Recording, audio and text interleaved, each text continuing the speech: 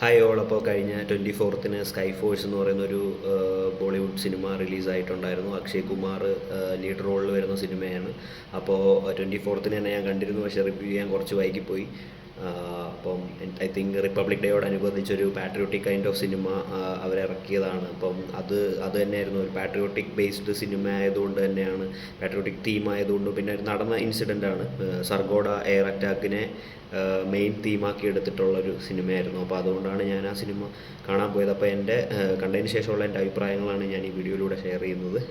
Personally എനിക്ക് ഒരു satisfying ആയിട്ടുള്ള ഒരു നല്ല അനുഭവമായിരുന്നു സ്കൈ ഫോഴ്സ് എന്ന് പറയുന്ന സിനിമ.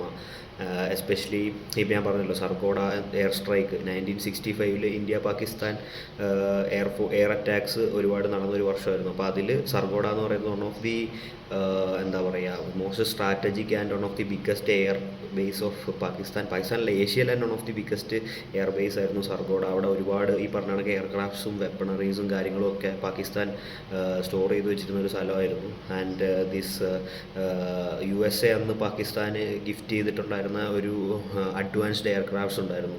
അപ്പോൾ ഈ പറഞ്ഞ എയർക്രാഫ്റ്റുകൾ എല്ലാം ആ ബേസിലായിരുന്നു അന്ന് അവർ വെച്ചിരുന്നത്. And they used it, the intention is to use that aircrafts against India.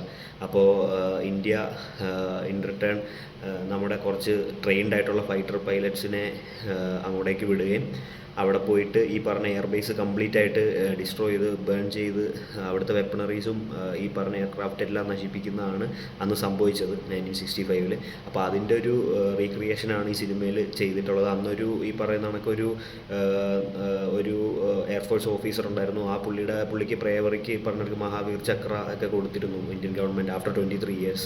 And he went missing in action during that air strike. അപ്പം ആ പുള്ളിയുടെ ജീവിതമൊക്കെയാണ് ഇതിൽ കാണിക്കുന്നത് ഈ സിനിമയിൽ. ആൻഡ് അക്ഷയ് കുമാറാണ് ഇതിൽ ലീഡ് റോളിൽ വരുന്നത്. പുള്ളി നന്നായിട്ട് ചെയ്തിട്ടുണ്ട്, കുഴപ്പമൊന്നുമില്ല, നല്ല പെർഫോമൻസ് ആയിരുന്നു. പിന്നെ വീർ പഹാറിയ എന്ന് പറയുന്ന ഒരു ന്യൂ ആക്ടറിനെ അവർ ഇൻട്രൊഡ്യൂസ് ചെയ്തിട്ടുണ്ട് സിനിമയിൽ. And he was very good, വളരെ നല്ല രീതിയിൽ പുള്ളി പെർഫോം ചെയ്തു. അക്ഷയ് കുമാറിനോടൊപ്പം തന്നെ കട്ടയ്ക്ക് ആ സിനിമയിൽ പുള്ളി പെർഫോം ചെയ്തിട്ടുണ്ടായിരുന്നു. ആൻഡ് പിന്നെ സിനിമയെ പറ്റി പറയുകയാണെങ്കിൽ ഇതിൻ്റെ CGI പിന്നെ നമ്മുടെ VFX കാര്യങ്ങളൊക്കെ വളരെ നന്നായിട്ടുണ്ട്, ബോറാക്കിയിട്ടില്ല, നന്നായിട്ടുണ്ട്. എന്ന് വെച്ചാൽ ഭയങ്കര എക്സ്ട്രീംലി ബ്രില്യൻ്റ് എന്നൊന്നുമല്ല, പക്ഷേ ഇറ്റ് വാസ് ഓക്കെ. വേറെ കുഴപ്പങ്ങളൊന്നും, കാരണം 1965 71 ആ ഒരു പീരീഡിലൊക്കെയാണ് കാണിക്കുന്നത്. അപ്പോൾ ആ ഒരു സമയത്തെ എയർക്രാഫ്റ്റ്സ് എങ്ങനെയാണോ അതേപടി തന്നെ അവർ റീക്രിയേറ്റ് ചെയ്ത് വെച്ചിട്ടുണ്ട്. അതിൻ്റെ പിന്നെ ആർട്ട് വർക്കായാലും കാര്യങ്ങളൊക്കെ ആയാലും അടിപൊളിയായിട്ടുണ്ട്. പിന്നെ ഇതിലെ തുടക്കത്തിൽ ഫസ്റ്റ് ഹാഫിലാണ് കൂടുതൽ ഈ പറഞ്ഞ കണക്ക് എയർ സ്ട്രൈക്കുകളും പിന്നെ ഈ പറഞ്ഞ കണക്ക് എയർ മോക്ക് ഡ്രിൽസൊക്കെ കാണിക്കുന്നുണ്ട്. അത് നല്ല രസമുണ്ടായിരുന്നു കണ്ടുകൊണ്ടിരിക്കാൻ. പ്രത്യേകിച്ച് ഞാൻ പറഞ്ഞല്ലോ, ഒരു ഫൈറ്റർ പൈലറ്റ്സിൻ്റെ ഒരു സ്ക്വാഡ്രനാണ് അവരെ ട്രെയിൻ ചെയ്യുന്ന ആളാണ് ഈ പറഞ്ഞ അക്ഷയ് കുമാർ, അവരുടെ ട്രെയിനിങ് ഓഫീസറാണ്. അപ്പോൾ പുള്ളി ഇതേ കണക്ക് അവർക്ക് കൊടുക്കുന്ന മോക്ക് ഡ്രിൽസിൽ അവർ തങ്ങളിൽ എയർക്രാഫ്റ്റ് വെച്ചിട്ട് ഫൈറ്റ് ചെയ്യുന്നതൊക്കെ കാണിക്കുന്ന നല്ല രസമുണ്ടായിരുന്നു കണ്ടുകൊണ്ടിരിക്കാൻ. പിന്നെ മ്യൂസിക് ചെയ്തേക്കുന്ന ജസ്റ്റിൻ എന്ന് പറയുന്ന നമ്മുടെ മലയാളിയാണ്. മ്യൂസിക് വളരെ നല്ലതായിരുന്നു. പക്ഷേ ഞാൻ പോയ തിയേറ്ററിൽ ഇതേ കണക്ക് ഒരു കൊച്ചു കുട്ടിയെ കൊണ്ടൊരു ഫാമിലി വന്നിട്ടുണ്ടായിരുന്നു. അപ്പോൾ ആ കുട്ടി കിടന്ന് കരയുന്നുണ്ടായിരുന്നു, കാരണം നല്ല ഒച്ചയും ഈ പറഞ്ഞ നല്ല സൗണ്ട് ഉണ്ടായിരുന്നു. അറിയാമല്ലോ, ഫയറിങ്ങും കാര്യങ്ങളൊക്കെ നടക്കുന്നുണ്ട്. അപ്പോൾ എനിക്ക് പറയാനുള്ളത്, ഈ കുട്ടികളെ ഒന്നും ഇങ്ങനത്തെ സിനിമകൾ, ഈ കൊച്ചു കുട്ടികളെ കൊണ്ടൊന്നും ഇങ്ങനത്തെ സിനിമ കാണാൻ പോകരുത്. നമ്മുടെ ആസ്വാദനത്തെ അത് ബാധിക്കും. അപ്പോൾ നല്ലൊരു മ്യൂസിക്കായിരുന്നു, നല്ല ലൗഡായിരുന്നു. പിന്നെ ഈ പറഞ്ഞ ഇതിൻ്റെ മേക്കിംഗ് ഒക്കെ ഓക്കെയാണ്. And if you are A patriotic person who loves watching such kind of movies, definitely ഒരു നല്ല ഷോട്ടാണ് നിങ്ങൾക്ക് കൊടുക്കാം, കണ്ടിരിക്കാൻ പറ്റുന്ന ഒരു സിനിമയാണ്. പിന്നെ ഇതിൻ്റെ പാട്ടിൻ്റെ അകത്ത് ഒരു പാട്ടുണ്ട്. ആ പാട്ടിൻ്റെ അകത്ത് അക്ഷയ് കുമാറിൻ്റെ കുറച്ച് ഡാൻസും കാര്യങ്ങളൊക്കെ ഉണ്ട്. മറ്റേ വലിയ ഈ ഹോട്ടലിൻ്റെയൊക്കെ മേളിലുള്ള വലിയ ലൈറ്റ്സ് ഉണ്ടല്ലോ, ആ ലൈറ്റിൻ്റെ മേളിൽ കയറി തൂങ്ങി ആടുന്ന കുറച്ച് പരിപാടിയൊക്കെ ഉണ്ട്. അത് കുറച്ച് ക്രിഞ്ചായിട്ട് തോന്നി. ആൻഡ് ഹീസ് ആഫ്റ്റർ ഓൾ ഒരു എയർഫോഴ്സ് ഓഫീസർ, പക്ഷേ ആ ഒരു ഡിസിപ്ലിനോ കാര്യങ്ങളൊന്നും അതിലില്ല.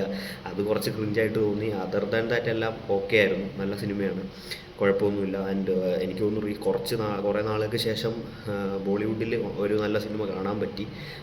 തിയേറ്ററിൽ ഫുൾ ഹിന്ദിക്കാരായിരുന്നു. ഇപ്പം കുറച്ച് തിയേറ്ററുകളിലൊക്കെ സിനിമ ഓടുന്നുണ്ട്. കണ്ടതുകൊണ്ട് നിങ്ങൾക്ക് ആർക്കും നഷ്ടമൊന്നും സംഭവിക്കുന്നില്ല, കാരണം നല്ലൊരു തിയേറ്ററിക്കൽ എക്സ്പീരിയൻസ് സിനിമ സമ്മാനിച്ചിരുന്നു. എനിക്ക് പേഴ്സണലി സിനിമ വർക്കായി. പിന്നെ ഞാൻ പറഞ്ഞല്ലോ, നടന്ന സംഭവം അവർ വലിയ പൊളിറ്റിക്കലി ഇംഗ്ലണ്ടൊന്നും അതായത് തീരെ അതൊന്നല്ല, കുറച്ചൊക്കെ ഈ പറയുന്ന കണക്ക് UPA ഗവൺമെൻറ്റിനെ അല്ലെങ്കിൽ കോൺഗ്രസിൻ്റെ അന്നത്തെ ഗവൺമെൻറ്റിനെയൊക്കെ ഒന്ന് ചവിട്ടാൻ ശ്രമിച്ചെങ്കിലും അത്രയ്ക്കൊരു ഡീപ്പ് പൊളിറ്റിക്കിലേക്ക് പോയിട്ടില്ല. ഇപ്പം എമർജൻസി എന്നൊക്കെ പറയുന്ന കങ്കണ റണൗട്ടിൻ്റെ സിനിമയൊക്കെ വെച്ച് നോക്കുമ്പോൾ ഇത് ഭേദമാണ്.